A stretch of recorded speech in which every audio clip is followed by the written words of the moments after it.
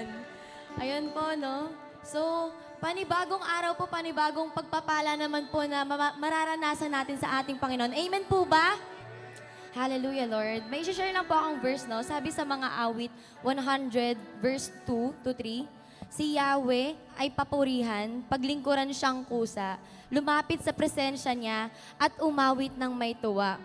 O si Yahweh ay ating Diyos, ito na dapat malaman. Tayo'y Kanya, Kanyang lahat. Tayong lahat na nilalang, lahat tayo'y bayan niya kabilang sa Kanyang kawan.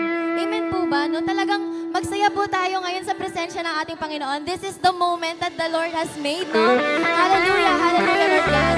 Hallelujah. Palakpakan po natin ang ating Panginoon. Sabay po natin awitan siya. Dakila ka, Panginoon!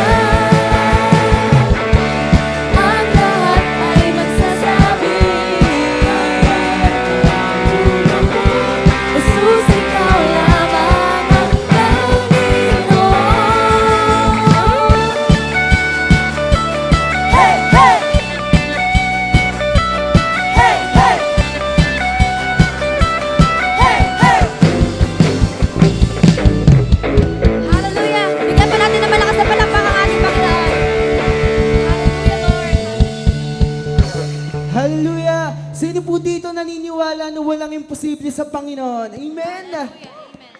Sa mga estudyante dyan, sa mga nagtatrabaho dyan, no, maniwala kayo na walang imposible sa Panginoon. Ngayon po, aawit tayo ng panibagong awitin na talagang awitan natin ng Panginoon that there is nothing is impossible to you. Hallelujah! Taas po natin ang ating mga pag-ibig ng Panginoon. Walang imposible sa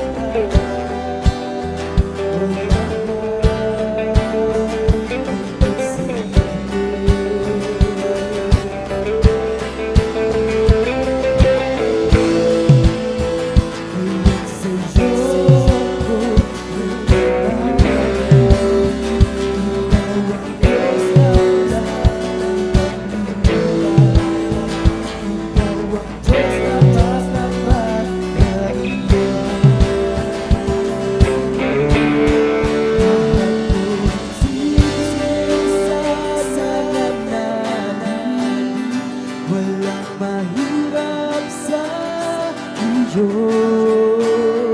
Lahat ng laban ay kakayanin kasama kita. Kasama kita.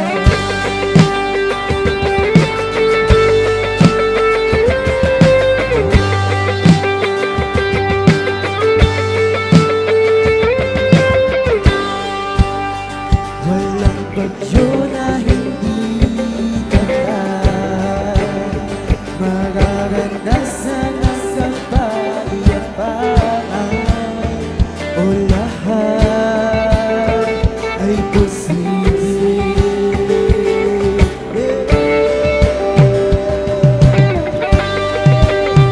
Wala nang hihigit pa sa iyong ngalan, Jesus sa iyong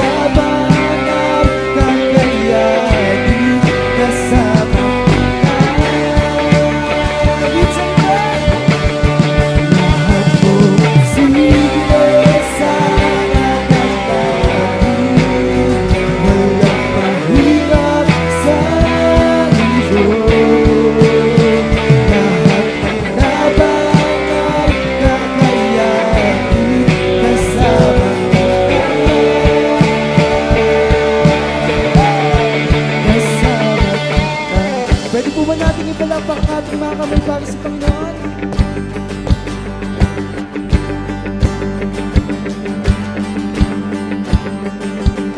Sa isang salita mo ay may magbabago. Kagaling, kaligtasan ay matatamo. Dakila, dakila, dakila ang ngalan mo.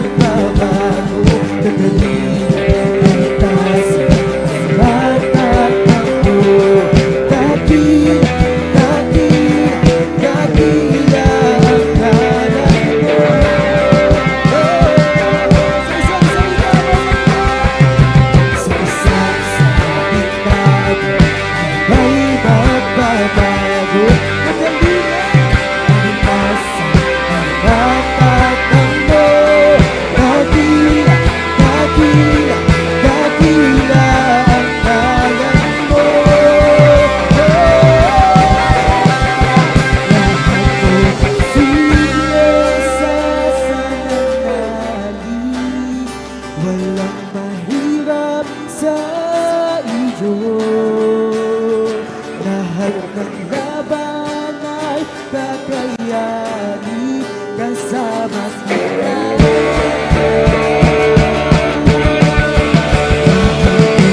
Siglesa na nanggaling, walang mahirap sa iyo. Lahat ng laban ay kakayanin kasama kita.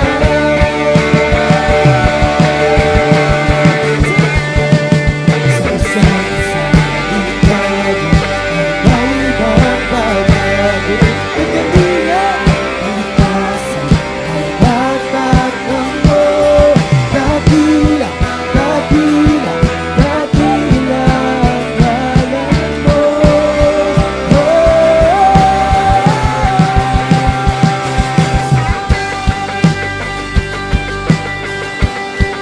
Lahat posible.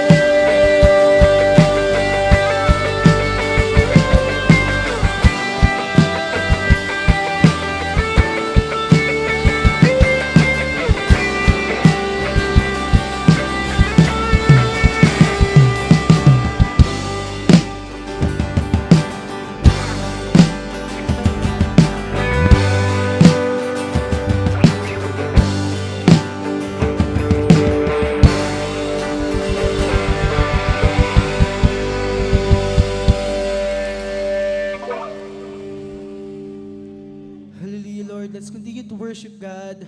Hallelujah, Panginoon. Salamat, Panginoon. Panginoon, tunay nga ikaw po ay walang katulad, Lord God. Panginoon, na tunay nga ikaw ay makapangyarihan, Panginoon. And today, as we worship you, Panginoon, hayaan niyo po, Panginoon, yung puso namin, Panginoon, ay umawit, Panginoon, at magpuri sa inyo, Panginoon. Salamat, Panginoon, sa bawat araw, Lord. Salamat, Panginoon, sa panibagong umaga, Panginoon, na ipinagkaloob mo sa amin. Wala kang katulad, Lord. Wala kang katulad, Panginoon.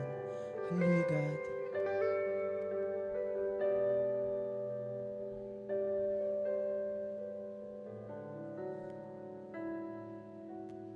Awitin ko man lahat ng awit sa mundo, di kayang ilarawan ng kadakilaan mo.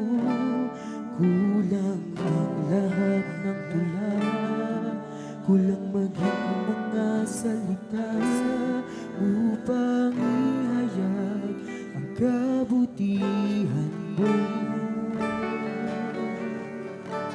Awitin ko man lahat ng awit sa mundo, di kayang ilarawan ng kadakilaan mo.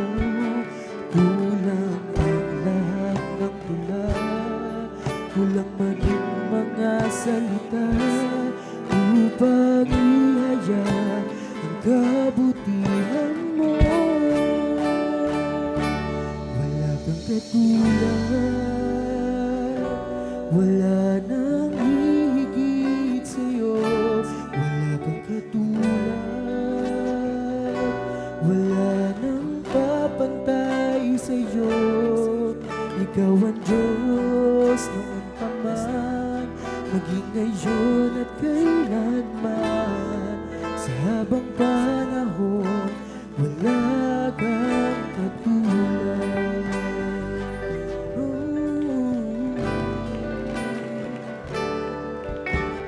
Awitin ko man lahat ng awit sa mundo, di kayang ilarawan ng kadakilaan mo.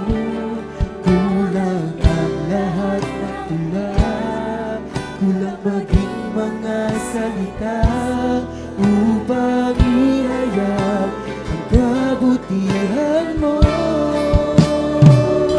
Wala kang katulad, wala nang hihigit sa'yo. Wala kang katulad, wala nang kapantay sa'yo. Ikaw ang Diyos noon pa man, naging ngayon at kailanman.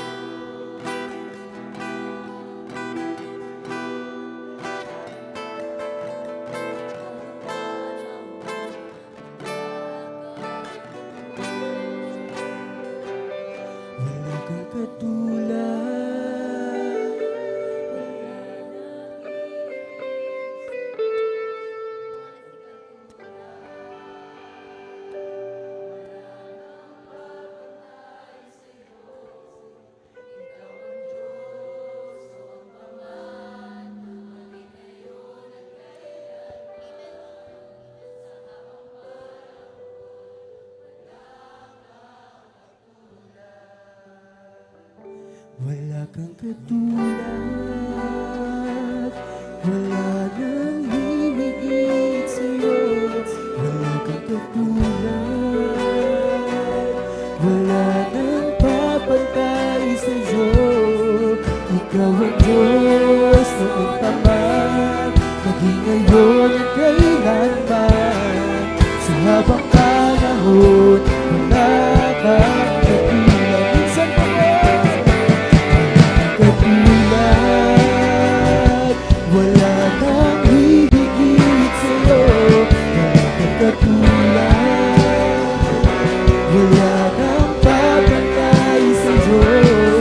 Ikaw ang Diyos ng taman, maging ngayon at kailanman. Sa habang panahon, wala kang katulad.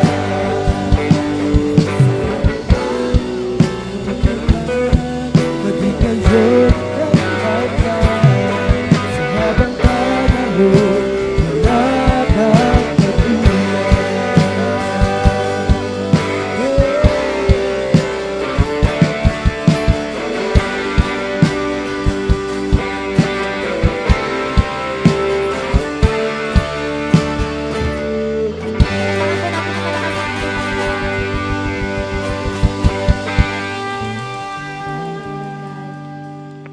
Panginoon, maraming salamat sa iyong presensya, Panginoon. Lord, maraming salamat sa mga pangakong binibigay mo sa bawat isa, God. Pwede ba, church, this time, isipin mo lang, ano yung promise ni God? Yung parang last promise na natanggap mo sa Kanya. Kasi this moment, siya yung magiging sandigan natin eh. Siya yung magiging sandalan natin in times ng talagang nangangailangan tayo ng kalakasan. Kapag nangihina tayo, talagang yung promise ni God yung magpapatatag sa atin, no? So this moment, as we worship the Lord, Lord, yung mga pangako mo, yun yung gabay namin, yun yung gabay ko, Panginoon, sa mga pagsubok, Panginoon.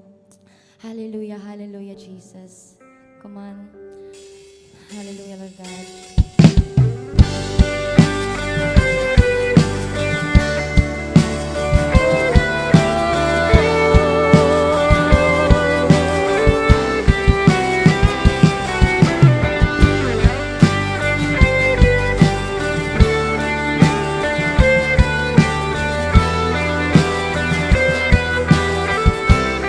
Jesus, sa'yo umaasa.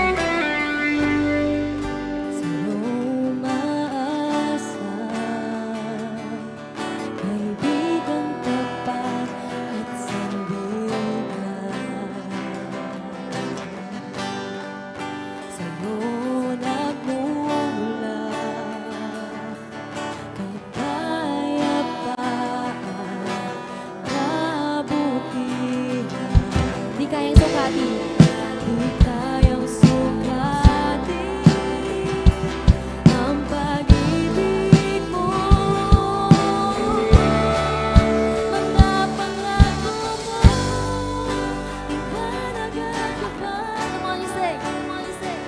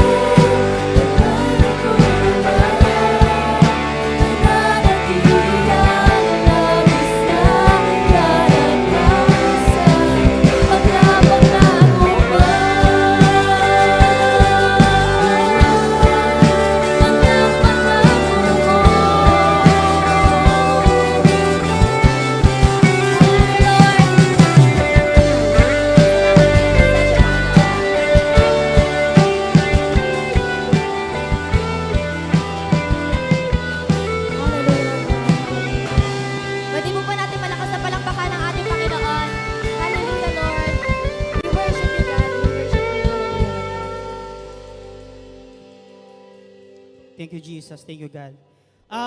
Church, ang sarap, ang sarap kantahin na yung pangako talaga ng Lord sa bawat isa, di ba? Na parang kada individual sa atin, mayroong inilaan ng Lord na pangako. Pero church, naisipan natin, siguro mas masarap ma-receive yung pangako na yon kung yung puso natin pure, kung yung puso natin walang tinatagong kasalanan, kung yung puso natin walang tinatagong kung anong kaburastugan. Last week, nagkanta kami, kasama namin si Tatay Loy, nagkanta kami ng training. Ang sarap lang isipin na parang okay ka naman, kaso nga lang, kapag nakakarinig ka ng issue or hindi mo gusto, parang naiinis ka kaagad. Siguro meron tayong unsettled business na issue sa buhay natin, sa puso natin, na tipong kinalimutan mo na lang. Yung tipong akala natin okay na pero hindi pa natin nasisettle sa Panginoon. Kaya church, bago tayo mamaya habang nakikinig tayo sa service, we pray din talaga na yung heart natin malinis, walang harang, para mapakinggan natin talaga o ma-receive natin yung pangako ng Panginoon. Tara, let's pray. Panginoon, maraming salamat, Panginoon Lord God, sa araw na to. Maraming salamat, Panginoon Lord God, sa buhay ng bawat isa, sa pag-iingat, Panginoon Lord God, papunta dito, Panginoon Lord God. We pray, Panginoon Lord God, habang nakikinig kami, Lord God, ng service, Panginoon Lord God, merong mabago, Panginoon Lord God, meron kaming makuha, Panginoon Lord God, and Lord, meron, Lord God, sa puso namin, Lord God, matanggal, Panginoon Lord God. And Lord, yung problem na yun, Lord God, palitan mo, Lord God, ng pangarap, Panginoon Lord God, palitan mo to, Panginoon Lord God, ng pag-asa, Panginoon Lord God. Lord, naniniwala po kami, Lord God, na ikaw lang, Lord God, yung makakatulong sa amin, Panginoon Lord God. Naniniwala po kami, Lord God, yung mga issue namin sa buhay namin, sa puso namin, Panginoon Lord God, ikaw lang, Lord God, yung makakatulong para mawala yung, Panginoon Lord God. Kaya, Lord, maraming salamat, Lord God, sa araw na to, Lord God. Linisin mo yung utak namin, Lord God. Linisin mo, Lord God, yung tenga namin, Lord God, para marinig, Lord God, yung salita mo, Panginoon Lord God. Maraming salamat, Lord God, in Jesus' mighty name. Amen, Lord, at amen.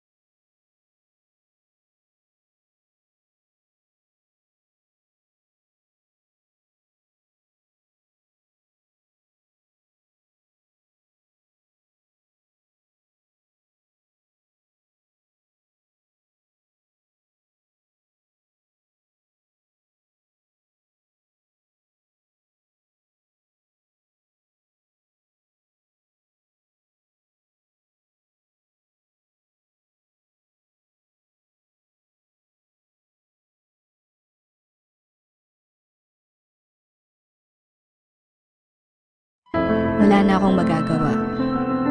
Parang wala nang pag-asa. Ayoko na.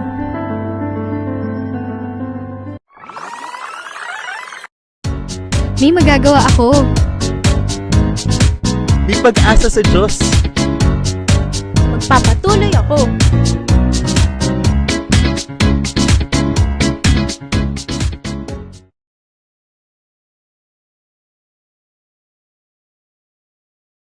Noon. Wow, thank you Jesus. Ito po yung last April 30, May 1, nagkaroon tayo ng coaching camp sa Kalumpit, Enoch's Network and Nehemiah. So, iikutan po natin yung ibang mga network natin para just to empower, i-coach lang po sa marami pong bagay. So, this coming Wednesday, we will have a Praise Wow Wednesday in cooperation po talaga, in coordination po ito sa ating month anniversary. Kasi 22 na po tayo. So this coming Wednesday, we will have usapang discipleship. Kaya please, pakirali natin yung mga leaders natin, mga members natin. Nakadesign po ito para i-empower po yung ating mga network, mga cell group. Ito talaga yung nag-harvest at nag-aalaga po ng mga tao. So this coming Wednesday na po yan, 7 p.m. So mag-speak sa atin si Pastor Roland Garcia. Ewan ko lang 4 years pa lang sila as a church. Grabe po yung growth nila. Kaya nga iniisip ko lang po, we have to learn from them. Hindi lang kailangan yung mas bata o mas may edad. Sino yung nakikita nating may mga grabing kilos ng Panginoon? Baka may mga bagay na kailangan tayong matutunan sa kanila. Kaya usapang discipleship. Pagdating ng 17 is yung worship naman po ito, usapang worship. So lahat po tayo, kasama pa rin naman po tayo, pero baka may mga kasama po tayong ibang worship po na worship team po galing from different churches. At ito gusto ko pong i-mark nyo lalo sa calendar nyo, May 24. Ano kayo yung experience po natin? Dati kasi may mga couples, may youth, okay lang ho yan. Pero for the first time, gather nga natin yung pamilya natin at may mag-speak sa atin, isang pamilya po talaga sila. Usapang pamilya. Kaya isama nyo po ang inyong mga anak, kapatid, dikit-dikit po tayo dito sa upuan, and let us celebrate ho talaga yung gagawin po ng ating Panginoon. Okay? Bago ko po talakayin itong make up your mind, yung idea na nakapag-decide ka na ba? Make up your mind. Gusto ko lang pong ipag-pray muna po yung bawat isa sa atin. Okay? Alam niyo po yung April 23, nag-pray ho tayo as a buong church. Nag-declare tayo na yung isang tatay nung leader natin na si Marge, kasi nga po that time nawawala na 10 days. Nag-declare ho tayo na, Lord, this week makikita po yung tatay ni Marge. Pero alam niyo ho, hindi this week 7 hours lang after na mag-pray ho tayong lahat. 7 hours? Nakita na lang po, nasa gate nila. May naghatid na lang po. Bigla daw pong nakaalala at itinuro kung saan sila nakatira. Mga kapatid, do not underestimate the power of prayer. Totoo, pwedeng sagutin agad, pwedeng later on. Pero, kasi nung sinabi naman ni God na call unto me and I will answer you, hindi naman sinabi kung kailan. Basta ang sabi doon, pag nanalangin ka, may sasagutin ako sa iyo. Pero kapag hindi ka nanalangin, wala akong sasagutin. So this time magpe-pray naman po tayo, specifically kay Captain Ray Hernandez, na nasa hospital pa rin po because yun nga po, siguro di ko alam kung sa panahon or what, muntik na po siyang sa Sacred Heart sana, o sa Heart Center, kaya lang problem po yata is because of COVID, something ganyan. So mga kapatid, dahil sa init ng panahon, saka sa marami pang mga factors, nagkakasakit po tayo, ipagpe-pray lang po natin yan. But ikaw mismo din, kung ano man yung concern natin, walang hindi nadadaan sa panalangin. Amen po ba tayo doon? Pikit lang ho tayo saglit, and whatever your prayer request, I pray in Jesus' mighty name that God will intervene yung mga concerns natin, yung mga problem natin. Father God, Ikaw ang Diyos na tumutugon sa panalangin, Panginoon. Kung paano mo tinugon ang aming panalangin para sa tatay ni Marge, oh God, Panginoon, we are praying also for Kuya Ray Hernandez, Panginoon. na Lord, we speak healing talaga, recovery. Hindi magiging complicated ang maraming bagay, kundi aayusin mo po ito, O God. Katulad din po ng mga kapatid ko na narito ngayon na merong dinaramdam sa kanilang katawan o meron silang mahal sa buhay na may karamdaman, Panginoong Jesus, pagalingin mo po sila. Maraming salamat. Ikaw ang aming Diyos ng kagalingan. Kung meron dito, in terms of financial, O God, nangangailangan, Lord, I speak your mighty provision. Bigyan mo po siya ng trabaho or anything, Panginoon, na pwede ring tunay po, Diyos, makadagdag po, O Diyos, sa provision na kailangan po nila, O God. Lord, kung meron dito, may battle about mental health, Lord, we rebuke all kinds of worries and anxieties, O God, and help us to build our mind with your words, O God. Salamat po, Panginoon, ng marami. Makikinig po kaming lahat, pero God, we believe kakausapin mo kami individually. At Lord, magkakaroon dito ng tinatawag na personal conquest. Lahat po kami dito, O God, bagamat maramihan, pero may i-conquer ang bawat isa na pagtatagumpayin mo po kami sa lahat ng aming binabalak at ipinapanalangin. Whatever we achieve, whatever we accomplish, O God, this morning, we give you the highest praises and glory in Jesus' name. Amen at amen. Yung mas malakas sa palakpak, ibigay natin sa Panginoon. Make up your mind. Sabi nga natin, make up your mind. So, nakapag-desisyon ka na ba? Napakahalaga daw ho pala na sa buhay natin, talagang marunong tayong magdesisyon. Ang problem daw po nung marami, yung word na pagiging indecisive. Yung hindi makapag-desisyon. Sino rito yung pumunta po sa Jollibee? Ang tagal mo nang nakapila, wala ka pang mapili. O kaya pangatlo ka na, ano ba yung pangatlo na ako, wala pa akong mapili. Hindi ba ang ganda pag pumasok ko sa isang lugar, alam mo na yung gagawin mo, alam mo na yung gagawin mo bago pa dumating ang isang bagay. Make up your mind.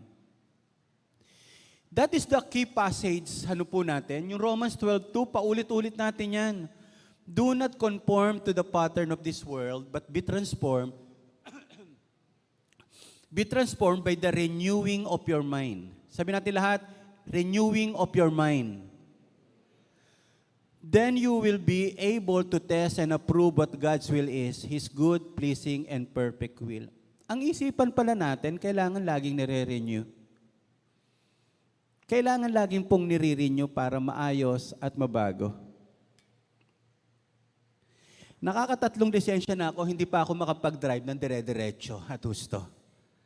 Ito, nire-renew po yan every 3 years. Pinapalitan ng bago.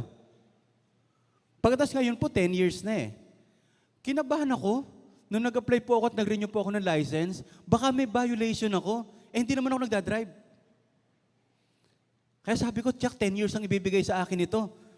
Mga kapatid, tinan nyo po, ito yung luma akong lisensya, ito yung dati, ito yung bago. Sabihin mo sa katabi nyo po, buti pa yung lisensya, nagbabago. Kasi pag nag-drive ka po na hindi bago ang lisensya mo, huhulihin ka, magkakakaso ka eh. Paano kaya kung utak natin parang license? Yung kapag ni-renew yung mind natin, anak, dami mong violation. Di ka nag-devotion, kumain ka, di ka mala nag-pray. Yun yung parang ganyan. So, pero salamat sa Diyos, be transformed by the renewing of your mind. Kasi yung mind natin, minsan payapa, minsan balisan-balisa, minsan ang tapang, minsan takot na takot, minsan wala sa hulog. So, ang mind natin laging nire-renew. Maganda nga po kung as much as possible, day by day. Kasi isang araw, marami mangyayari. Kaya kailangan mabago ang takbo ng isipan natin. Tingnan nyo lang po ito, kapag hindi na bago ang isipan, hindi mababago ang buhay, hindi mababago ang mundo. Ang natatakot ako kung sana kapag hindi ka nagbago ng isipan, ikaw lang ang maapektuhan. Maapektuhan ang paghanap buhay mo. Maapektuhan ang pamilya mo. Maapektuhan yung ibang tao. Kapag okay ang isipan mo, ang dami ring napagpapala. Ang dami rin pong lumalakas. Ang dami nagkakaroon ng pag-asa. Ito yung kaibahan kapag ang isipan natin ay laging binabago ng salita ng Diyos. Kaya this morning, I believe, may gagawin si God sa buhay po natin, huwag nating palagpasin. Kapag hindi ka nagpasya ng maaga, na mas maaga, ang bukas mo ay madidisgrasya. Do you agree? Pag hindi ka nag-decide agad, bago pa dumating ang maraming sitwasyon, like for example, nag-aral ka, pero nag-decide ka ba tatapusin mo yung pag-aaral mo? Yung pinili mong course, talaga bang nag-decide ka, yan ang gusto mo at yan ang gusto mong gawin talaga?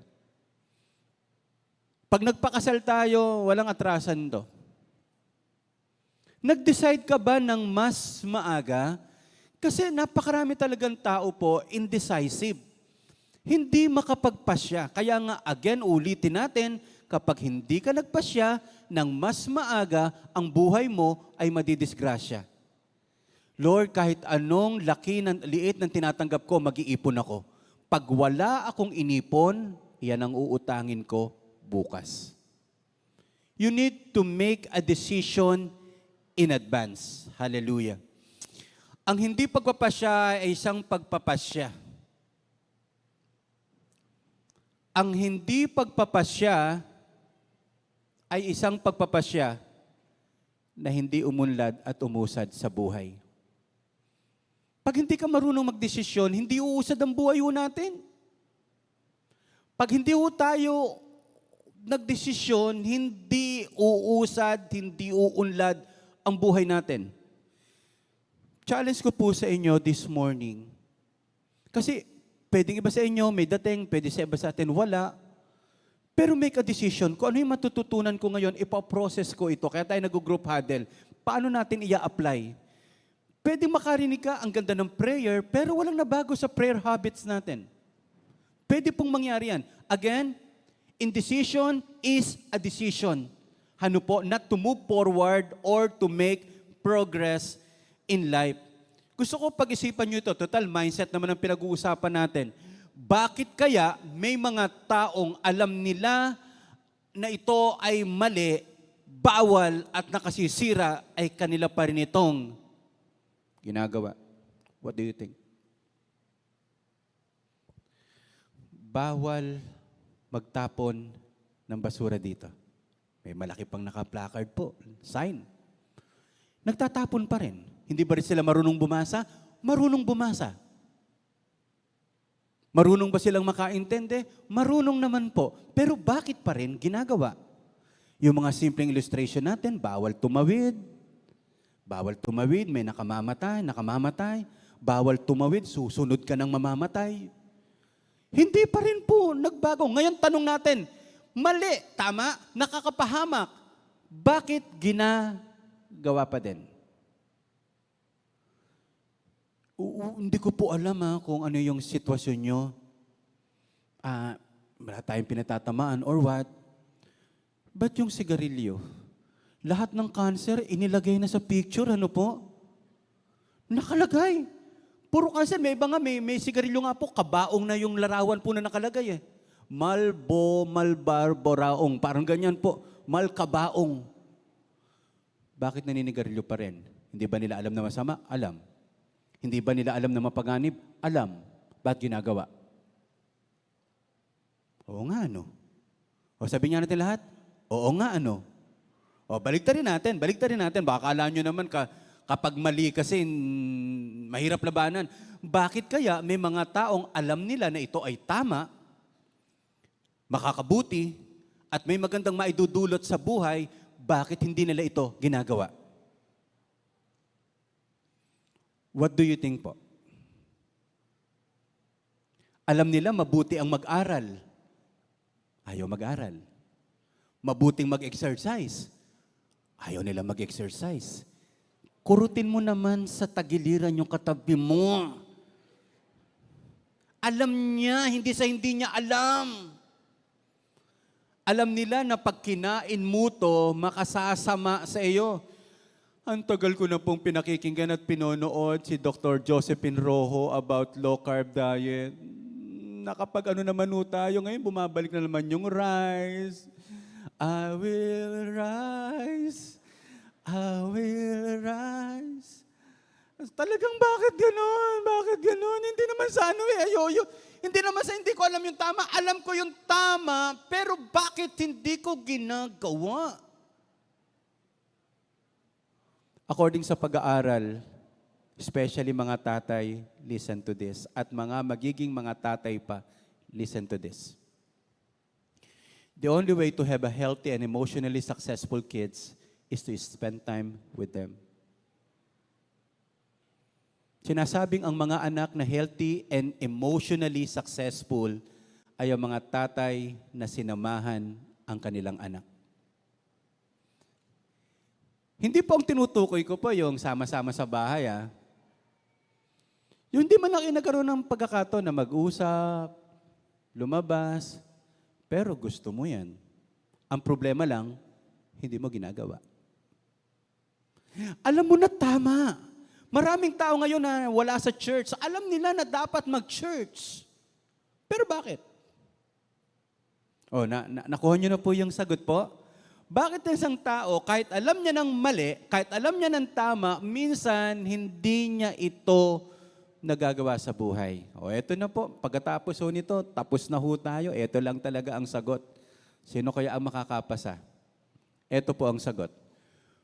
The problem is we have preferences, we have very few convictions.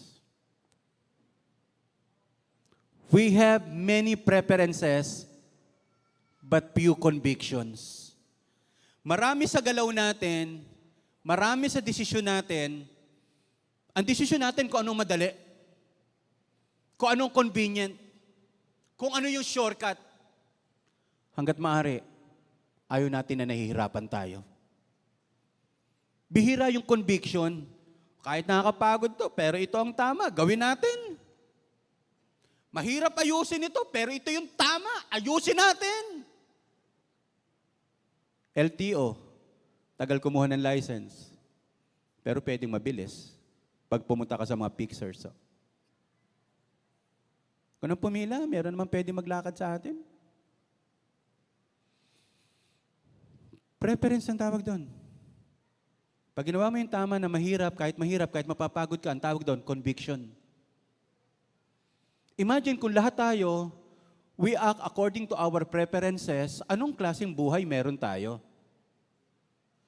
Minsan niya may mga kabataan, ang unang tinatanong na course, ano yung course na walang board exam? Iniiwasan agad na mahirapan. Pero gusto niya mataas ang sweldo. Kaya mga kapatid, ito po yun.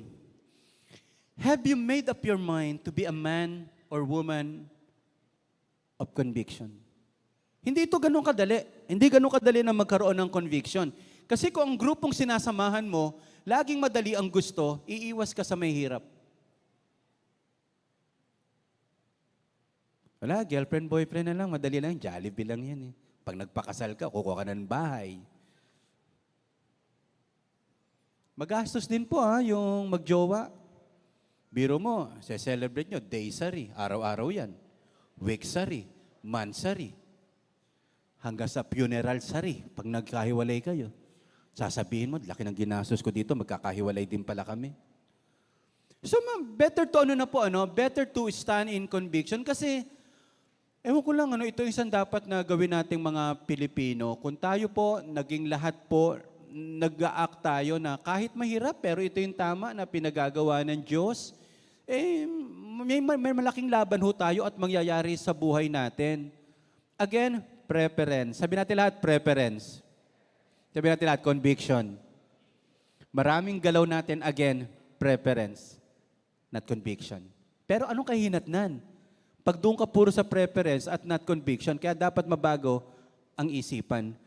So, merong kwento sa Bible, sa Daniel chapter 1, verse 8. Of course, si Daniel ito. Pero ipinasya ni Daniel na hindi siya kakain ng pagkain ng hari o iinom ng kanyang inumin para hindi siya marumihan. Kaya nakiusap siya kay Aspenas na huwag siyang bigyan ng pagkain at inuming yon. Ang Israel po, nakalaya na po yan sa Egypt eh. Pero yung kwento dito, alipin na naman sila ng Babylon eh. Di na naman natuto po talaga eh.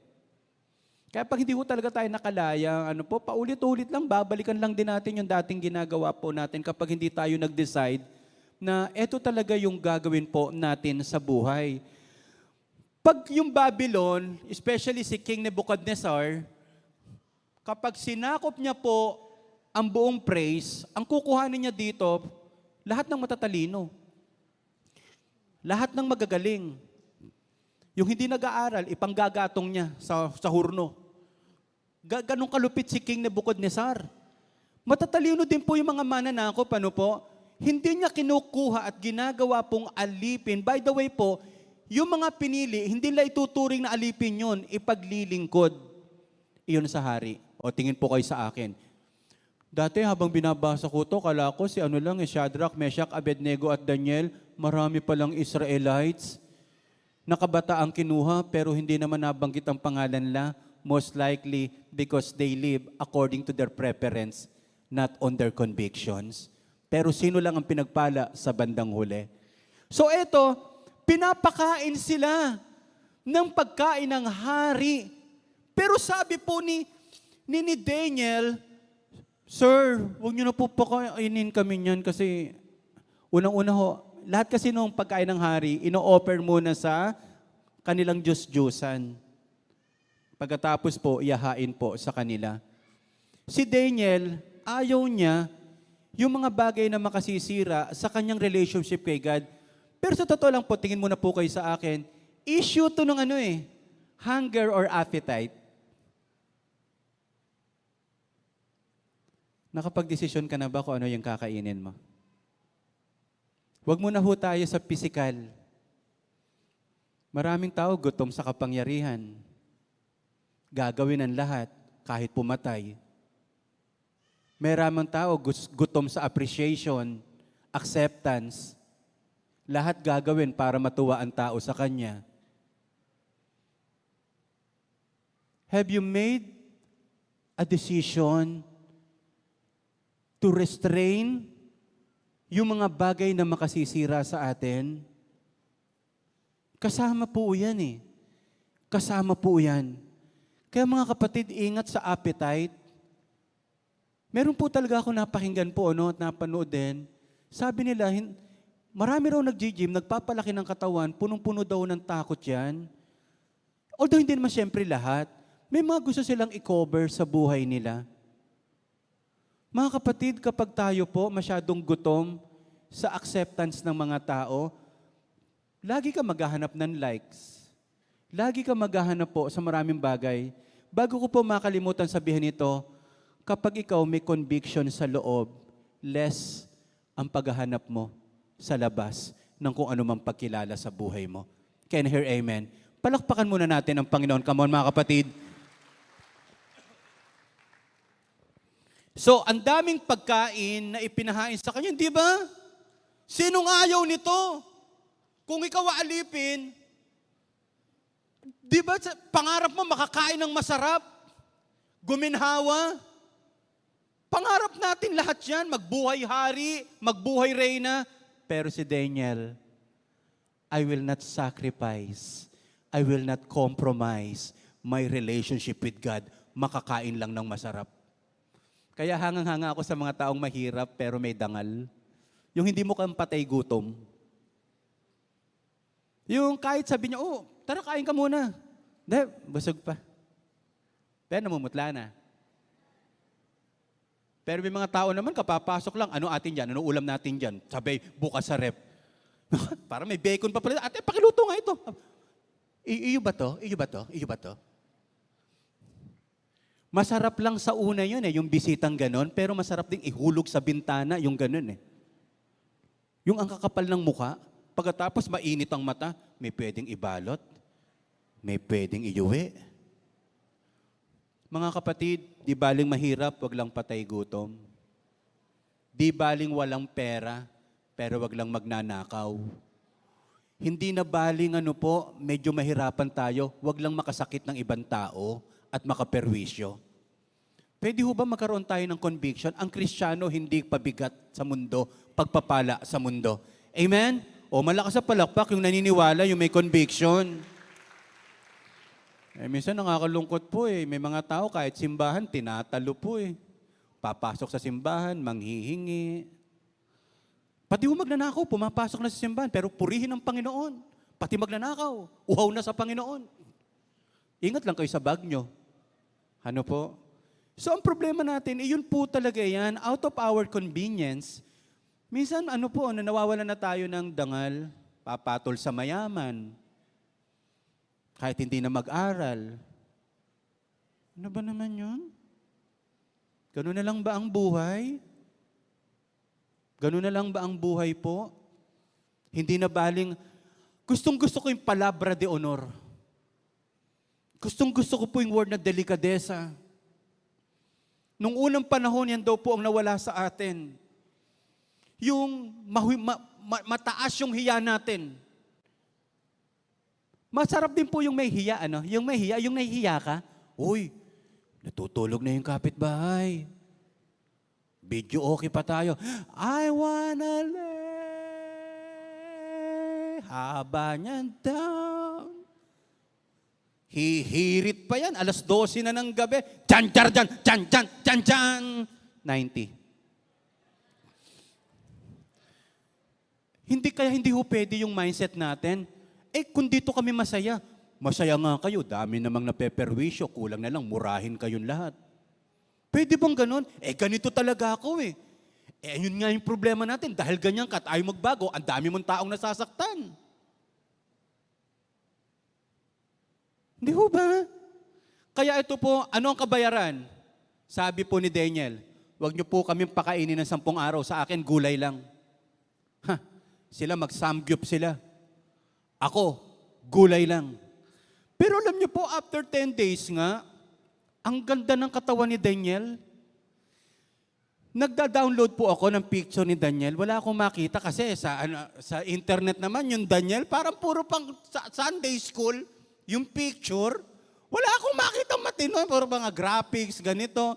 Ito na lang po ang pinicture ko po para magkaroon tayo ng idea kung ano itsura ni Daniel po after 10 days. San Marino tuna lang ang kinain.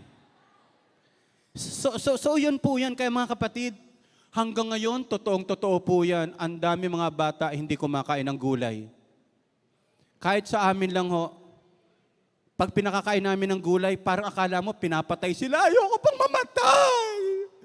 Anak, binubuhay ka namin, kaya gulay. Hindi, teka, yun po yan, ano. Okay, number 1, sulat nyo po ito.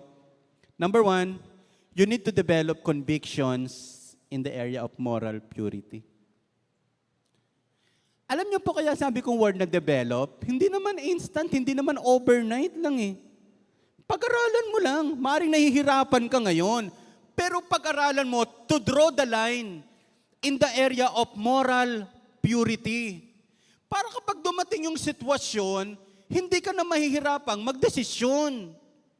Amen? Kaya maganda po yung meron tayo talagang decision in advance.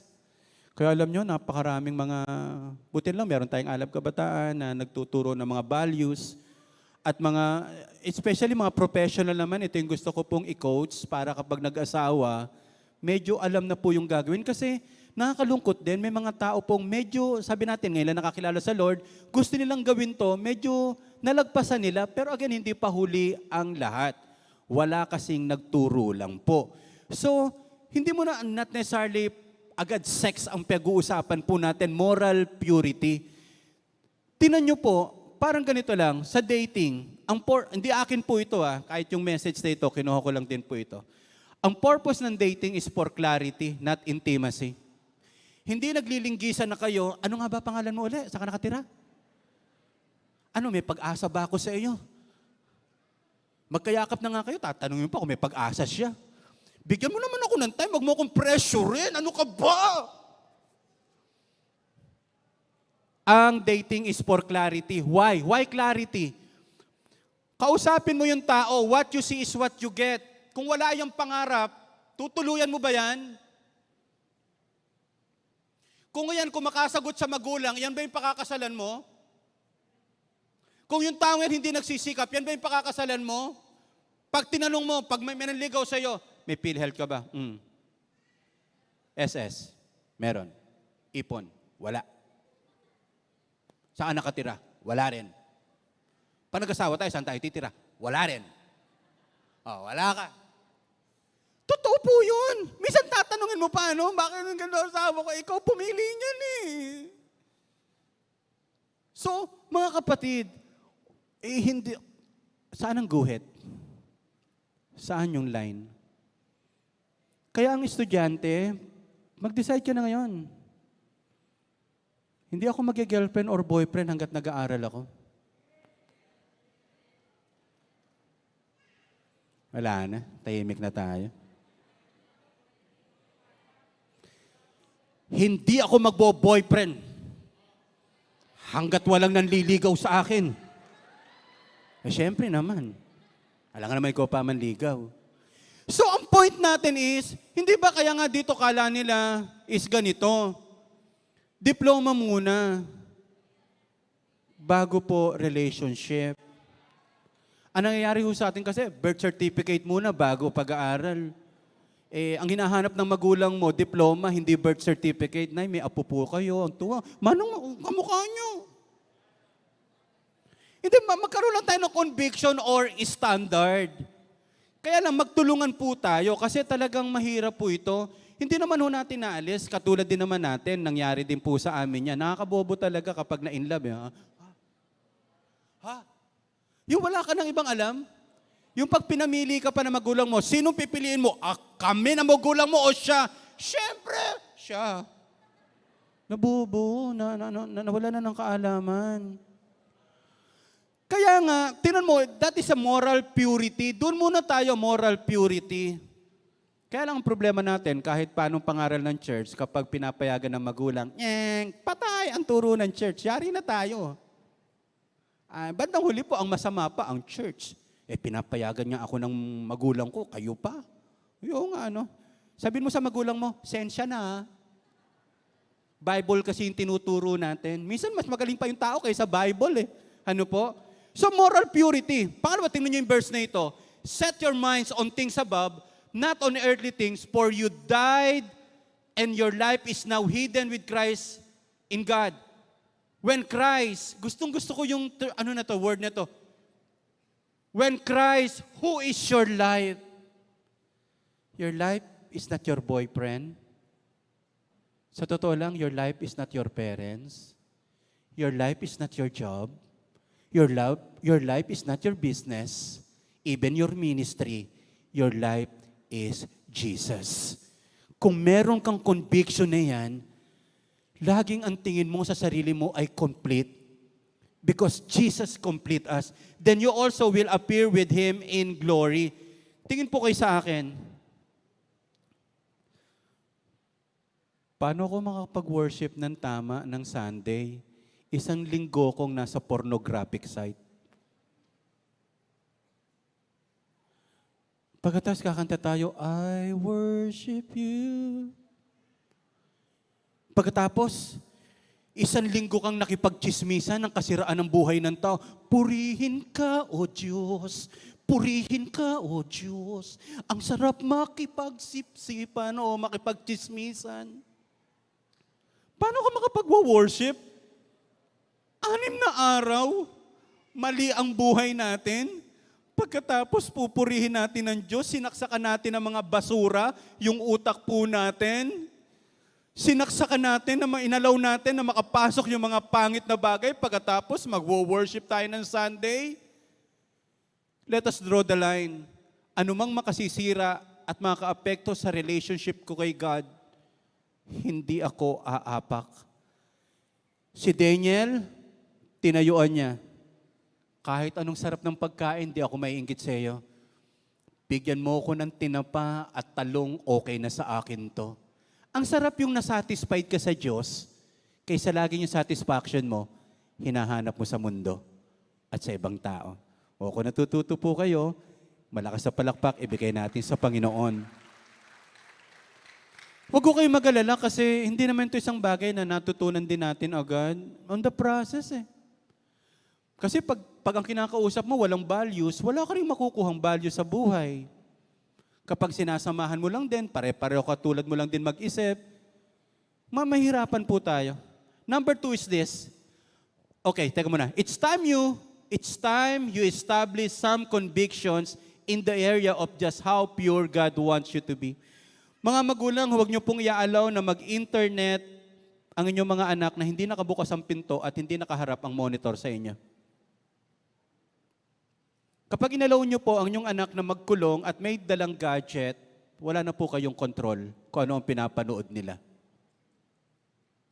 Okay? Panapatahimik kayo. Sumagot silang tatlo, mahal na hari, eto naman si Shadrach, Meshach, Abednego.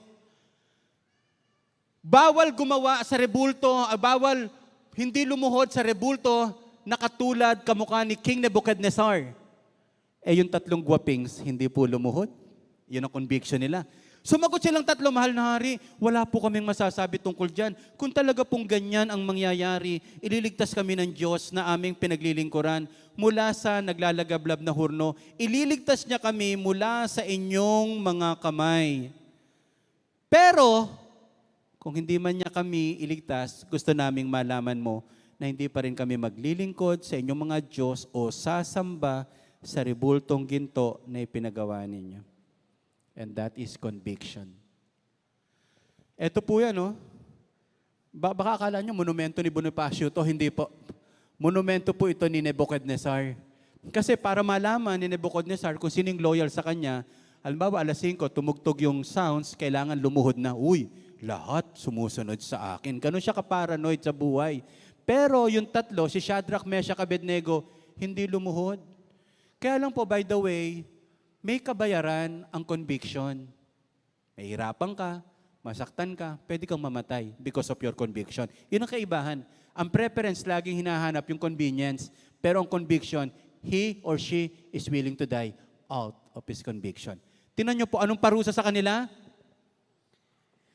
Inihagis po sila sa pugon ng Obrero Bakery. Gawaan ng tinay. Pugon ho talaga eh. Akala natin yung pugon nasa ilalim, pero parang nakikita pala talaga nila. Pero habang binabasa ko to, alam nyo naman ang story, di ba? Sabi po, hindi ba 3 lang inihulog natin, bakit 4? At saka po yung idea, ang gusto ko dito yung naglalakad, nasa hurno sila, hindi ba? Naglalakad, bakit hindi na lang silang hinintay nila na mamatay sila sa sunog? And I believe that is faith. Kahit mahirap ang dinadaanan mo, diretso lang ang lakad, hindi ka natutupok at doon ka sinasamahan ng ating Panginoon. Amen? And that is the prize and reward of your conviction. Lord, mandadaya ako, samahan mo ko, sana hindi ako mahuli. Paano ka sasamahan ng Diyos? Sasabihin nga ni God, anak, parang hindi mo talaga ako kilala. Lord, yung mananakaw ko naman, ibibigay ko sa mahirap.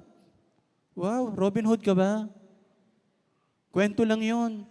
Ano po? So eto po, yan makita natin, kahit mamatay ho sila, pero grabe doon sa conviction mo, doon ka sinasamahan ng Diyos. Sa tamang ginagawa mo, kahit mahirap, nasasaktan ka, nabibigatan ka, halos ikamatay mo, the Lord will be with you. Number 2, na kailangan natin develop. Hindi lang moral purity. You need to develop convictions in the area of ethics. Ewan ko lang ho kung magbabago pa po ang sistema po ng ating politika. Ang politika po natin, hindi yung ginawa at magandang bagay na gagawin ng tao.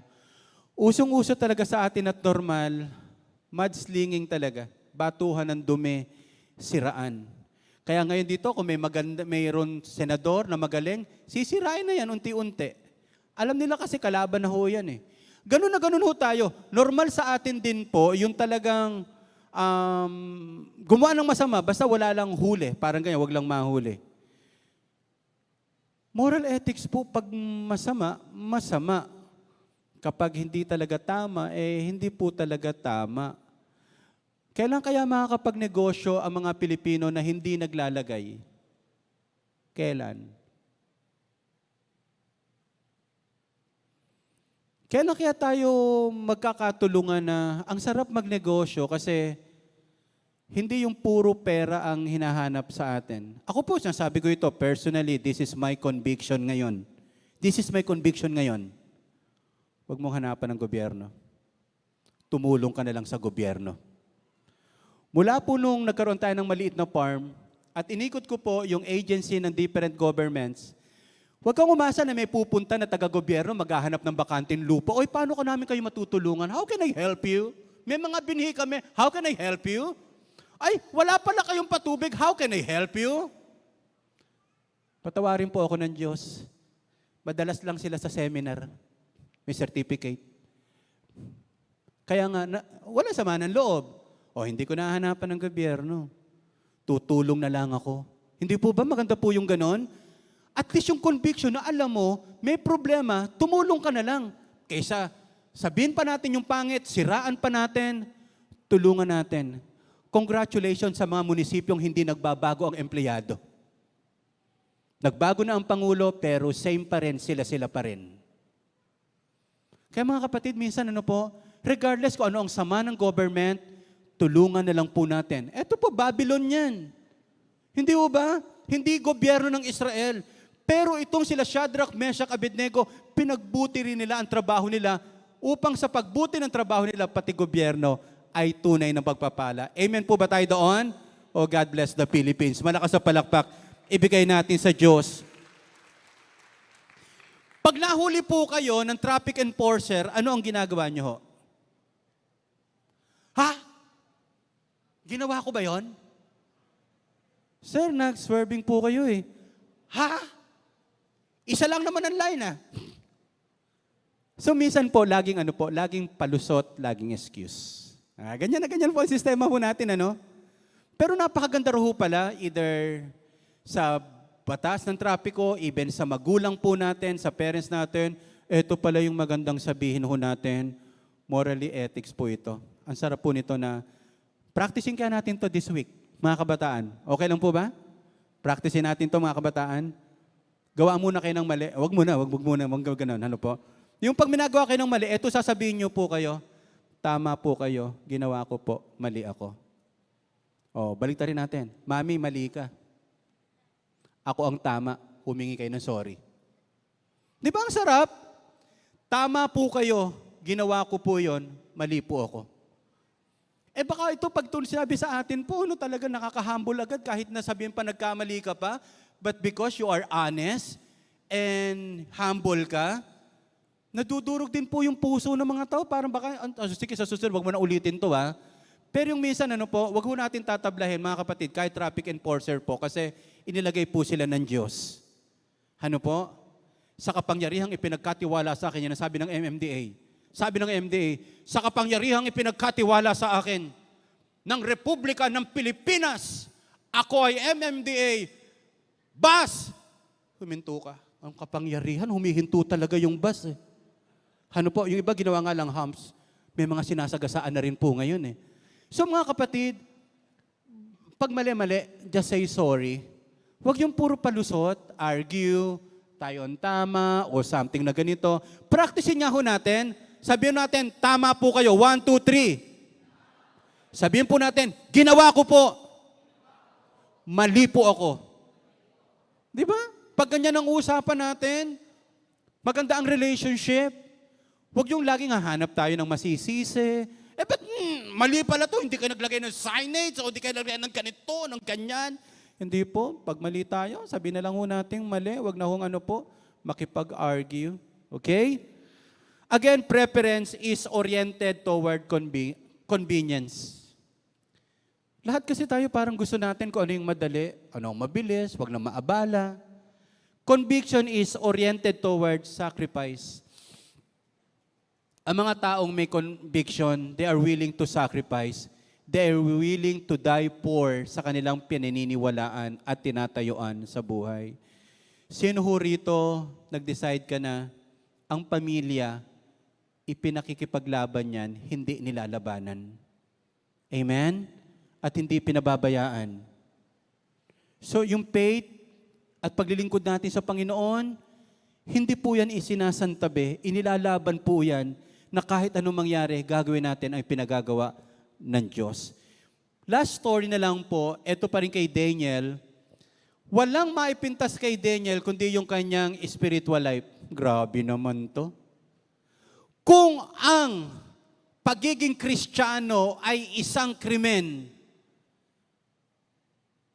saan ka kaya pwedeng makulong? Sino rito yung pwedeng makulong kasi nagde-devotion sa umaga? Sino rito yung pwedeng makulong kasi naglilingkod sa Panginoon? Sino yung naglilingkod dito dahil, sino rito yung makukulong? Hulihin yan. Bakit? Nagtatights ng tama eh. Kung ang Kristiyano ay isang krimen, ano kaya ang pwedeng ikaso sa iyo? Di ba parang ang sarap? Dito kasi, ang kaso lang talaga ni Daniel, nagpe-pray siya ng 3 beses ang araw. Yun ang conviction niya. Hindi ako pwedeng mabuhay. Mamamatay ako kapag walang panalangin. Ano sabi po dito? Kaya iniutos na hari na hulihin si Daniel at ihulog sa kulungan ng mga leon. Sinabi ng hari kay Daniel, iligtas ka nawa ng iyong Diyos na patuloy mong pinaglilingkuran. Pagkatapos, tinakpan ng isang malaking bato ang kulungan ng pinaghulugan kay Daniel. At tinataka ng singsing ng hari at ng singsing ng mga marangal sa kaharian para walang sino mang magbubukas nito. Pagkatapos ay humuwi si Haring Darius. Hindi na si Nebuchadnezzar ha. Umuwi si Haring Darius sa palasyo niya. Hindi siya kumain ng gabing yon at hindi rin humiling na siya ay aliwin at di makatulog. Grabe, no? Si King Darius hindi makatulog. Si Daniel walang sinabi kung ano nangyayari. Basta may conviction ka sa Panginoon, ito ang maganda at ginawa mo talaga yung tama, ang sarap ng tulog mo. Pero kapag may ginawa kang mali at alam mong hindi maganda, pwedeng hindi ka makatulog. Tingnan nyo nga po kung katabi nyo po may conviction kung tulog na. Matindi ang conviction yan. Ano po? Okay. So again nagpe-pray po siya kasi ang totoo pong kwento nito, may mga naiinggit sa kanya. Pero si Daniel, pray pa rin siya. Hindi naman yung posisyon ng inaalagaan niya kundi yung relationship niya sa ating Panginoon. Tingnan niyo po, ganda-ganda ng drawing na ito. Kasi ang pagkakasabi talaga, nung iniligtas si Daniel, pinatikom ng mga anghel ang bibig ng leon. Sa totoo lang, ang nakakaawa dito, hindi si Daniel, yung mga leon.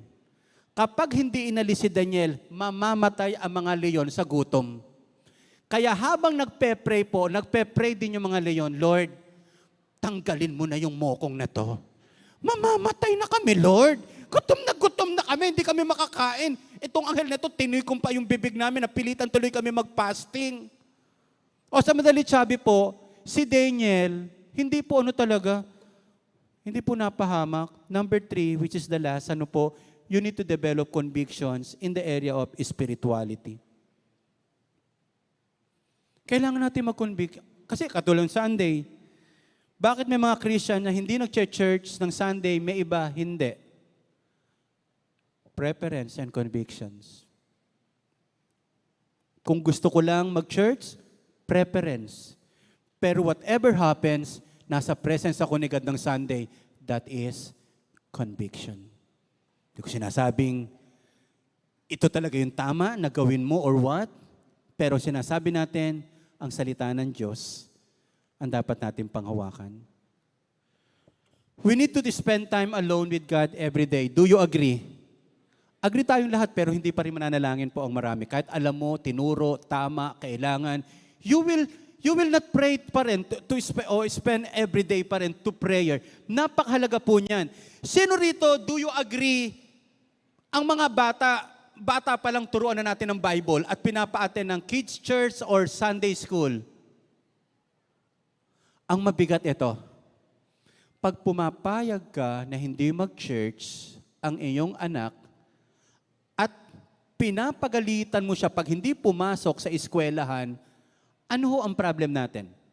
Nagagalit ka pag hindi pumasok sa school, pero hindi ka nagagalit sa anak mo pag hindi nagsa-Sunday school or nagki-kids church. Ano po yung problem natin doon? Alam niyo yung problem natin? Ito. You've chosen academic literacy and Bible illiteracy. Hindi baling walang alam sa Bible ang anak ko. Basta matalino academically. Pero babaliktarin ko po yan. Hindi baling hindi magaling academically ang aking anak, pero may takot sa Diyos, nagmamahal sa Diyos, at nagtitiwala sa Diyos. Buo ang karakter kaysa naman mapahamak ang aking anak, matalino pero pwedeng lumaking mayabang. Can I hear amen? So napakalaga po niyan. Huwag nating baliwalain ang kids church. Huwag nating baliwalain po ang Sunday school. Naglalaro po kami nung bata, ang laro namin tansan. Ano po? Tansan. Basta nakaalala po ba kayo? Saan ba naman kahan ng sigarilyo? May mga ganyan po yung mga laro namin ng araw. So, alam ko po yun na nagturo po sa akin talaga ng takot sa Panginoon. Mga kwento lang nila Daniel, kwento nila David, kwento nila Joseph. Pero yung kwento pala na yun, nagkakaroon po yung nagde-develop pala niya ng conviction na paniwalaan. Naku, wag naman po, nabigla lang po ako nito. Sabi niyo nga po, nabigla lang. Naglalaro po kami ng tansan. Pagkatapos parang dinaya po ako nung katabi ko po. Kumuha po ako ng bato, pinukpo ko po sa ulo niya. Nung makita ko pong duguan, tumakbo po ako sa bahay namin. Ang bahay po namin hanggang 30 floors, Hindi, hanggang second floor lang, kawayan lang second floor. Nasumpungan ko po yung sarili ko po. Umiiyak ako sa Diyos. Humihingi ako ng tawad sa Diyos. Yung parang nagawan ko ng pangit yung bata, pero ang totoo po, yung kalaro ko, pero alam ko yung paggawa ko noon, nagawa ko sa Diyos. Sabi ko, ang laki pala ng impact. Kaya even nung pagdating ko po ng high school, may mga classmate ako, third year, fourth year, nag-aasawa na po. Ha? Ba't sila nag-aasawa? Pagkatapos, kahit nanigarilyo din po ako, pero takot na takot akong manigarilyo. Pati pag inom, takot na takot. Alam niyo po yung pag binabalikan ko, kasi naaralan po tayo nung bata. Kaya minsan may mga taong hindi takot-takot na gumawa po kasi nga po walang tama na naituro po sa kanila. Kaya mga kapatid, do not underestimate. And I want to appreciate lang my wife. Ang asawa ko po, bukod sa talagang Friday talaga yung aming family devotion, Saturday morning, meron silang Bible study ng aking mga anak. Habang ako naman, nagpe-prepare po ng sermon para sa Magna Prime, saka sa Praise Church. Minsan, naglilid si Lori, si Lucas, at nagpapakanta si Owie. So, natutuwa lang po ako sa ganong system. Walang masama ang trabaho, walang masama magnegosyo. Pero napakahalaga, i-value natin ang salita ng ating Panginoon. Wala akong nakikitang ibang pwedeng galingan ng conviction kundi ang salita ng ating Panginoon. Malakas na palakpak, ibigay natin sa Diyos. Okay. Tanong lang natin, anong mangyayari kapag tayo naging man or woman of conviction rather than man and woman of preference? What will happen? Yes, sa una, madali. Pero hahabulin ka ng consequence. Hindi mo inayos yung dapat mong ayusin, may hahabol sa iyo. Pero pag ginawa mo yung tama, makakatulog ka ng mahimbing. Walang kakatok, walang mga abala sa iyo. Kaya napakasarap. Yung ngayon pa lang, mabuhay na tayo sa conviction. Ito yung unang pagpapala. Naging mas malakas at matalino si Daniel. Kahit hindi siya kumakain, kahit hindi siya nakikipag-good time, kahit hindi po siya nangaagaw ng pagkain ng iba, nangangarap na makipagsosyalan, wala pang pera, pero gusto lagi ang saya, hindi pa naghihirap, pero ayaw laging magsikap. Ano mangyayari sa buhay natin kung hindi ka pa nahihirapan, gusto mo na ginhawa? Ano mangyayari sa buhay natin kung hindi ka pa naghahanap buhay, puro ang gusto mo na ay saya? Make a decision and conviction. Hindi ako manggagamit ng pera ng iba para ako sumaya. I am complete with Christ. At kung ito pinaghirapan ko, gagastusin ko to ng maayos. Naging mas malakas physically at naging mas matalino. Kaya alam nyo, yung bakasyon nito, wag naman puro kasiyahan ang isipin natin. Sana sa bakasyon nito, 2 libro man lang may mabasa ka. Sana this vacation, Mag-ipon ka ng pera para kahit hindi ka pagbaunan o nahirapan magbaon ng iyong magulang para sa iyo, nakapagtrabaho ka. Ang sarap po niyan. So naging mas matalino, ang mga may conviction, nagiging malakas at nagiging matalino. Can you hear amen? And then number 2 is this. Nagkaroon ng mas mataas na katungkulan. Nung si Shadrach, Meshach, Abednego lumabas po sa hurno o apoy, nagkaroon sila ng promotion. Sige nga po, konting background ng Lori habang tina-challenge ko na po yung bawat isa. Baka ko ito makalimutan. Pero hindi ko ito po, I don't want to miss this principle, especially kila Shadrach, Meshach, Abednego.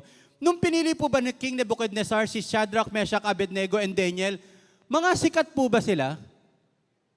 Hindi po ba hindi? Ito yung ginagamit ng Panginoon. Napakaganda nito. Minsan kasi nangangarap tayo, sana sa praise shirt may makuha kaming artista. Biro mo kung si Piolo Pascual umaaten sa praise shirts, ang dami sigurong babaeng umaaten. Hindi ba? Saka si Kim, di po ba? Kim Pascua. Minsan kasi ganun yung mindset natin na pag kami napuno ng sikat, ang daming mga tao na pwedeng lumapit sa Lord. Baligtad. Hindi ang hinahanap ng Diyos, sikat. Ang hinahanap ng Diyos, tapat. At yung tapat, sisikat. Amen? Yung tapat, muna ang hinahanap ng Diyos. Kaya nga kung modus lang ng mundo, hindi tayo pwede. Magtapat ka muna at sisikat ka. Pero yung gusto mo agad maging sikat, wala ka pang ginagawa. Wala ka pang ginagawang mabuti. Wala ka pang ginagawang something na platform na maayos. Gusto mo na agad parangalan. By the way, even yung mga batang ito, hindi po sila Hindi naman hinlagad sumikat Ang gusto lang nila maging tapat. So sana ang conviction natin na ito, pag nagtapat ako sa Panginoon, gagamitin ako ni God mightily. Kahit hindi ako sikat, basta magtapat ka lang sa pag-aaral mo, magtapat ka sa pagtatrabaho mo, magtapat ka sa pamilya mo, the Lord will use you mightily. Even without title, even without position, God can use you extraordinarily. Kaya dito po, binigyan ng hari na talaga, mas matataas sa katungkulan or promotion. Then number 3, yung kay Daniel, na parangalan ng Diyos at nabuhay ng maunlad. Naging maunlad ang buhay ni Daniel sa panahon ng paghahari ni Darius at sa panahon ng paghahari ni Cyrus. How I pray. Ito yung kwento ng buhay natin na mula pagkabata. Nung inihulog si Daniel sa kulungan ng mga leon, maraming mga commentators nagsasabi, approximately 80 years old and above. Nagpalit na ng mga hari, hindi pa rin napapalitan si Daniel. Mahirap palitan pag tapat. Mahirap palitan pag may conviction. Uunlad at aangat ang buhay natin kapag meron tayong mga tamang bagay na tinatayuan para sa Diyos.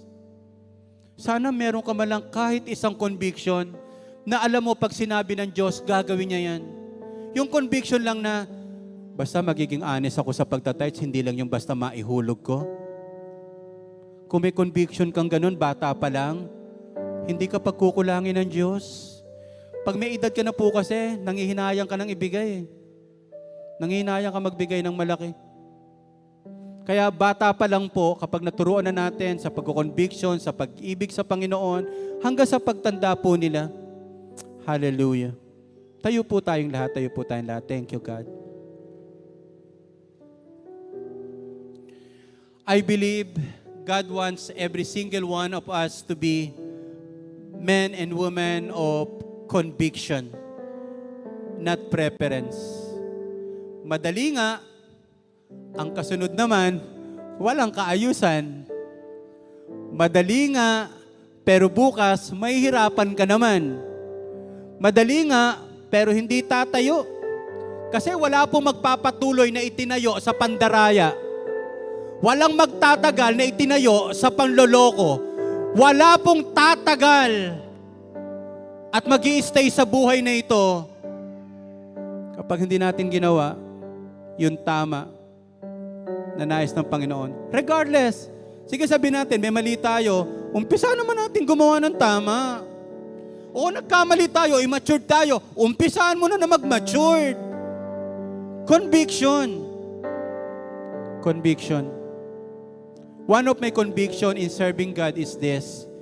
Malilimutan mo lahat ng ginawa mo sa Diyos, pero ang Diyos hindi malilimutan kaliit-liit ng ginawa mo sa Panginoon. Isa yan sa natutunan ko po sa pastor ko po. Namatay siya ng may cancer. Yung asawa niya namatay din ho ng may cancer. Pero hindi nila sinisi ang Diyos. Hindi naman yung, uy, namatay ito, parang natulog lang. Pero wala ka namang ginawa sa Panginoon eh. What's the sense? Hindi po ba yung tatlo na yan, parang puro ang nakataya sa kanila, halos ikamatay nila? Sino nabuhay? Yung nanira sa kanila o yung siniraan? Yung mga nanira po kay Shadrach, Meshach, Abednego, wala pa ho sila sa apoy, pero ang sabi, halos namatay agad. Hindi mo problema ang naninira sa'yo. Ang problema mo, paano ka nagiging tapat?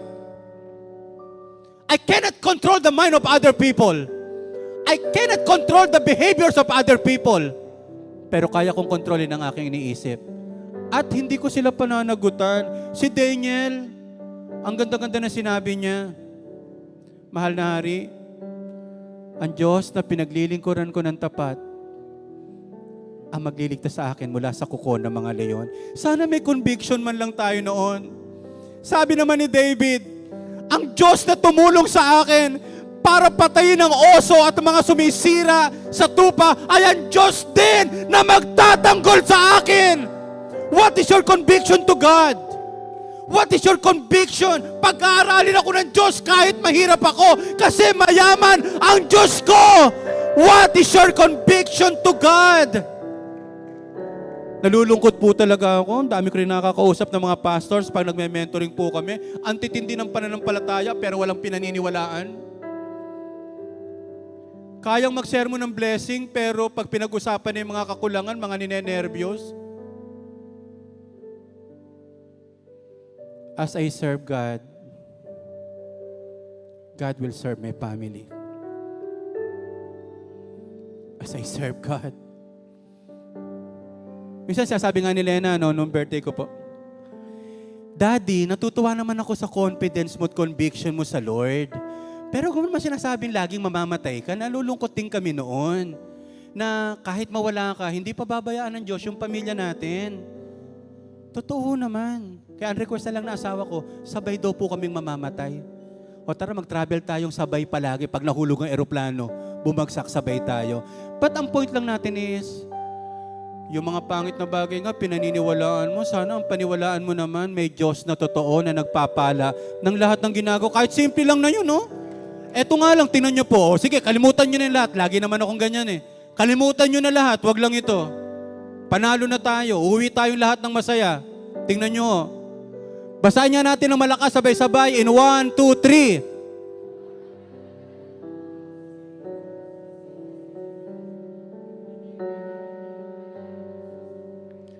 Lord, pagpalain mo po yung talaga nagbasa nito. Kapag inisip mo yung kung anong iisipin ng Diyos kaysa iisipin ng tao, kailan tayo magbabago? Baka magalit si ganito eh. Puro naman iisipin ng tao yung sinasabi natin. Di ba ang sarap? Ano kaya iisipin ng Diyos kapag nagpatawad ako? Ano kaya iisipin ng Diyos kapag naging generous ako? Ano kaya iisipin ng Diyos kapag humakbang ako kahit mahirap pero gusto ko siyang mapapurihan? Hindi pwedeng hindi ka pagpalain ng Diyos. Hindi ka pwedeng hindi pagpalain ng Diyos kapag ginawa mo yung tama at mabuti. Hindi pa huli ho ang lahat ha. Ito maganda sa Praise Church, we are teachable. Kahit po yung pastor nyo pag mali, pwede ko sabihin, I'm sorry. Hallelujah. Ilan sa atin dito ngayon, may tatayuan ka this week. Isusulat mo, ito yung aking conviction. Ang conviction ko, kapag sinabi ng Diyos, gagawin ng Diyos. Kapag ipinangako ng Diyos, tutuparin ng Diyos na walang sinabi ang Panginoon na kanyang babaliwalain. Lagay natin yung kanang kamay natin sa tapat ng ating puso at yung kaliwang kamay natin, taas nyo po. Hallelujah. We will pray. Panginoon, hindi ko po alam kung sino rito yung kinakausap mo personal. Lord, magpo-focus siya ngayon. Paano siya magiging tapat? Paano kami magiging tapat? Maaring sa devotion, may sinabi ka sa amin, Lord, tatayuan namin to and that is my conviction. Panginoon, katulad ni Daniel, ni Shadrach, Meshach, Abednego, sa paglipas ng panahon, hindi mo pinabayaan ang mga taong tumuntong sa iyong mga salita kahit nahihirapan, naglingkod kahit nahihirapan, nagkakaloob kahit nahihirapan, Panginoon. Totoo po yun, hindi kami libre sa mga hirap ng buhay. Pero yung may makita ka man lang dito, ngayon pa lang nangangarap, mabuhay ng tama. Hindi po nangangarap lang makatira sa magandang bahay, magkaroon ng magandang sasakyan, magkaroon ng buhay na limpak na salapi. Pero Lord, pagpalain mo yung nangangarap dito, yung hanggang sa patanda nila, may maayos silang pagkatao, mabuting pagkatao, may dangal, may marangal, Panginoon. Mas maayos ang buhay, O God. And that is our prayer. Even, Panginoon, sa mga kakandidato na barangay po, Panginoon, bigyan nyo kami marangal na mga naglilingkod na hindi gagamitin ng posisyon para gatasan yung barangay, Panginoon, at yung mga taong nahihirapan po, O God. It's about time, O God. Ibangon mo ang dangal ng bansang Pilipinas po, O God. Nangangarap kami na makakita na kahit mahirap, may conviction. Kahit bata, may conviction. Naglilingkod, pero may conviction sa buhay. Ikaw na nakataas ang kamay, alam ko may pinagagawa sa iyo si God. And the Lord will bless. Ngayon pa lang, di pa nga ginagawa eh. Tinutuntungan mo pa lang, pinagpapala ka na ng ating Panginoon. Dakilang Diyos, marami pong salamat. Talagang baguhin mo ang aming kaisipan. Hindi lahat ang hinahanap ay madali, kundi kung ano ang tama na dapat namin gawin. We give you praises, glory and honor in Jesus' name. Amen at amen. Malakas na palakpak mga kapatid para sa Panginoon. God bless you po. God bless you. Thank you, anak. Thank you.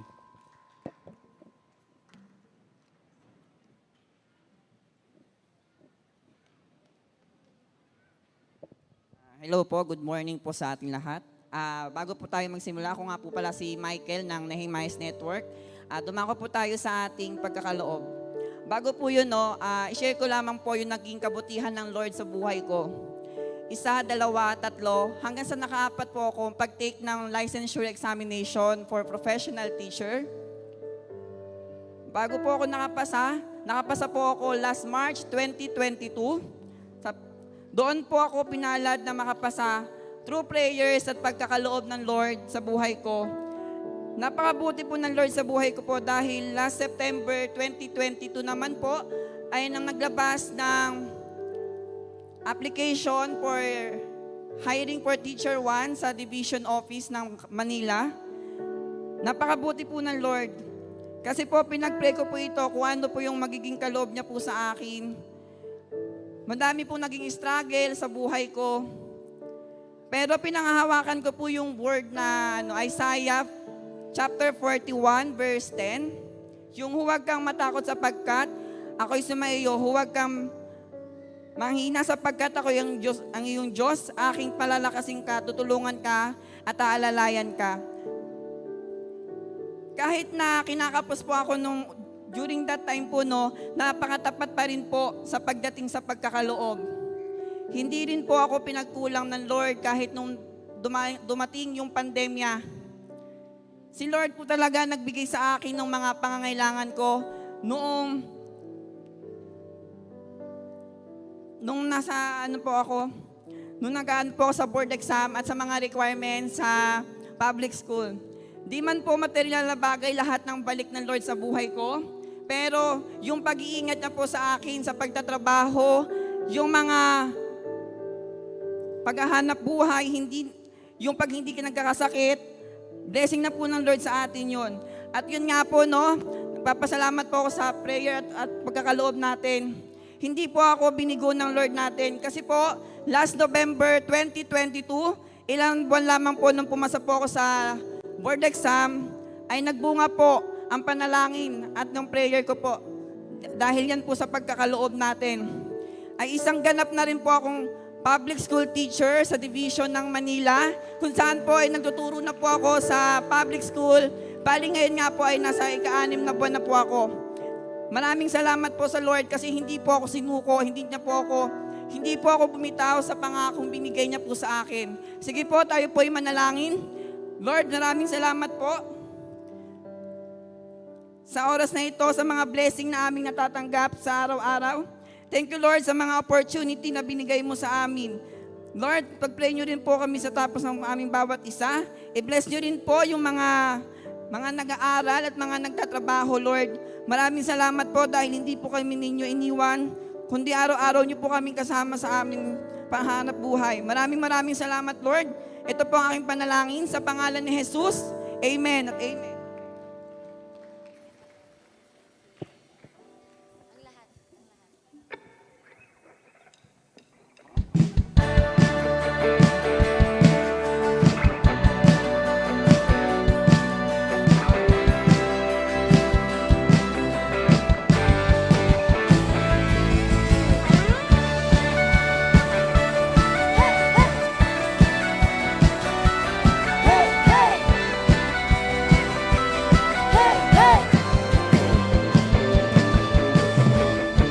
Dakilang biyaya, kami pinalaya mula sa bihag ng kasalanan.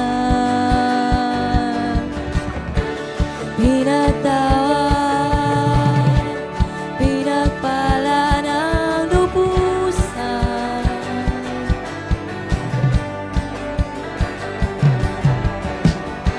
Hindi mapipigil ang pagsamba sa'yo. Pwede po ba tayong tumayo, no? At purihin natin ang ating Panginoon. Come on! 1, 2! Ang lahat ay magsasaya. Jesus, papupurihan ka. Ikaw lamang ang aming pag-asa. Ang lahat ay magsasabi, ang lahat ay luluhod. Jesus, ikaw lamang ang Panginoon. Ang lahat ay magsasaya. Jesus, papupurihan ka. Ikaw lamang ang aming pag-asa. Ang lahat ay magsasabi, ang lahat ay luluhod. Jesus, ikaw lamang ang Panginoon. Hey, hey! Mindset! Hey, hey! Hey, hey! Ang lahat ay magsasaya. Jesus, papupurihan ka. Ikaw lamang ang aming pag-asa. Ang lahat ay magsasabi, ang lahat ay luluhod. Jesus, ikaw lamang ang Panginoon. Hey, hey! Hey, hey! Hey, hey!